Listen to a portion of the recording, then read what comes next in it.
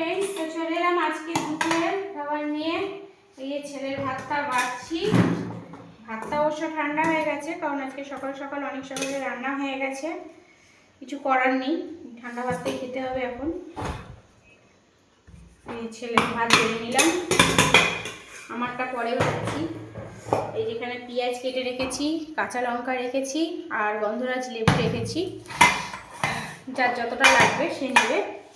আর এখানে আছে পেঁয়াজ কলি, আলু, বেগুন, আর হচ্ছে মাছের তেল দিয়ে করেছি। এই যে মাছের তেল দিয়ে পেঁয়াজ কলি ভাজা করেছি। আর এখানে করেছি চিকেন। এই যে চিকেন করেছি আলু দিয়ে। এটা এবেলার জন্য, আর ওটা ওবেলার জন্য। এই যে রুটি দিয়ে খাওয়া হবে। এটাই হলো আজকে দুপুরের মেনু। ভিডিওটা ভালো লাগলে অবশ্যই লাইক, কমেন্ট, শেয়ার করো, আর সাবস্ক্রাইব করতে ভুলো না। টাটা।